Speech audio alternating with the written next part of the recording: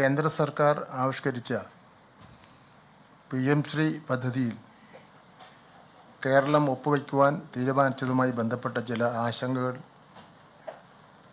സംബന്ധിച്ച് ഉള്ള ഒരു വിശദീകരണത്തിന് വേണ്ടിയാണ് ഈ പത്രസമ്മേളനം വിളിച്ചുകൂട്ടിയിട്ടുള്ളത്. എന്തുകൊണ്ട് ഈ തീരുമാനം എടുത്തു എന്ന് കേരളത്തിലെ പൊതുവിദ്യാഭ്യാസ നയങ്ങളെ ഇത് എങ്ങനെ ബാധിക്കുന്നു എന്നും വ്യക്തമാക്കാനാണ് ഈ വാർത്താ സമ്മേളനം.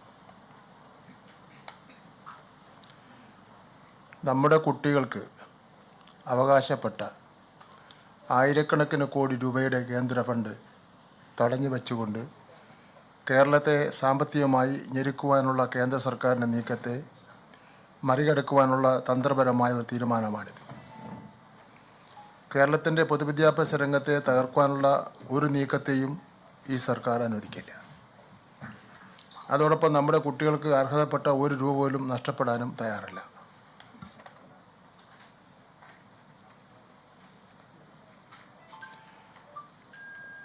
PM ശ്രീ പദ്ധതിയിൽ ഒപ്പിടാത്തതിൻ്റെ പേരിൽ കേന്ദ്ര സർക്കാർ സമഗ്ര ശിക്ഷ കേരളയ്ക്ക് അർഹതപ്പെട്ട ഫണ്ട് തടഞ്ഞു വച്ചിരിക്കുകയായിരുന്നു. 2023-24 വർഷം കേരളത്തിന് നഷ്ടമായത് 188 കോടി 58 ലക്ഷം രൂപയാണ്. 2024-25 വർഷത്തെ കുടിശ്ശിക 513 കോടി 54 ലക്ഷം രൂപയാണ്. 2025-26 വർഷം നമുക്ക് ലഭിക്കേണ്ടിയിരുന്ന 456 കോടി 1 ലക്ഷം രൂപ ഇവൻ തടഞ്ഞു വച്ചു. ആകെ 1158 കോടി 13 ലക്ഷം രൂപയാണ് ഇതിനകം നമുക്ക് നഷ്ടമായത്. PM ശ്രീ പദ്ധതി 2027 മാർച്ചിൽ അവസാനിക്കും. ഇപ്പോൾ ഒപ്പിടുന്നതിലൂടെ സമഗ്ര ശിക്ഷയുടെ കുടിശ്ശികയും 2 വർഷത്തെ PM ശ്രീ ഫണ്ടും ഉൾപ്പെടെ 1476 കോടി 13 ലക്ഷം രൂപയാണ് സംസ്ഥാനത്തിന് ലഭ്യമാകാൻ പോകുന്നത്. 1476 കോടി 13 ലക്ഷം രൂപയാണ് സംസ്ഥാനത്തിന് ലഭ്യമാകുവാൻ പോകുന്നത്. നിലവിൽ കേന്ദ്രം സമഗ്ര ശിക്ഷയ്ക്ക് നൽകാമെന്ന് ധാരണയായിട്ടുള്ളത് 971 കോടി രൂപയാണ് ഇന്നലെ ധാരണയായത്. നമ്മുടെ പൊതുവിദ്യാലയങ്ങളിലെ 40 ലക്ഷത്തോളം വരുന്ന പാർശ്വവൽക്കൃത വിഭാഗത്തിൽ നിന്നുള്ള കുട്ടികളെയാണിത് നേരിട്ട് ബാധിക്കുന്നത്.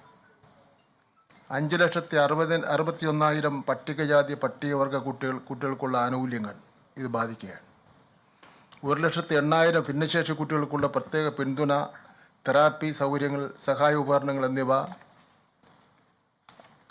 അത് ആ കുട്ടികളെ ബാധിക്കുന്ന സ്ഥിതിവിശേഷം ഉണ്ട്. വിദ്യാഭ്യാസ അവകാശ നിയമം അനുസരിച്ചുള്ള സൗജന്യ യൂണിഫോം വാങ്ങിക്കൊടുക്കുന്നതിൻ്റെ പ്രശ്നമുണ്ട്. പാഠപുസ്തകം, പെൺകുട്ടികൾക്കുള്ള അലവൻസുകൾ, പ്രൈമറി വിദ്യാഭ്യാസം, അധ്യാപക പരിശീലനം, പരീക്ഷ നടത്തിപ്പ് തുടങ്ങിയ പൊതുവിദ്യാഭ്യാസത്തിൻ്റെ നട്ടെല്ലായ പ്രവർത്തനങ്ങളെയാണ് ഈ ഫണ്ടിൻ്റെ അഭാവം മൂലം ബാധിക്കുന്നത്. നമ്മുടെ കുട്ടികളുടെ ഭാവി പന്താടിക്കൊണ്ട് ഒരു രാഷ്ട്രീയ സമ്മർദ്ദത്തിന് വഴങ്ങാൻ കേരളം തയ്യാറില്ല. ഈ ഫണ്ട് ഏതെങ്കിലും പാർട്ടിയുടെ ഔദാര്യമല്ല, മറിച്ച് കേരളത്തിലെ ജനങ്ങളുടെ നികുതി പണത്തിൽ നിന്നുള്ള നമ്മുടെ കുട്ടികൾക്ക് അവകാശപ്പെട്ട വിഹിതമാണ്. ആ വിഹിതം നേടിയെടുക്കുക എന്നതാണ് ഒരു ജനകീയ സർക്കാരിൻ്റെ ഉത്തരവാദിത്വം. ലോകത്തെവിടെയായാലും ഏത് സമയത്തും 24 വാർത്തകളും ഓഗ്മെന്റഡ് റിയാലിറ്റി പാക്കേജുകളും എക്സ്പ്ലെയിനറുകളും വിശദമായി കാണാൻ ഞങ്ങളുടെ YouTube ചാനൽ നിങ്ങൾക്ക് സബ്സ്ക്രൈബ് ചെയ്യാം.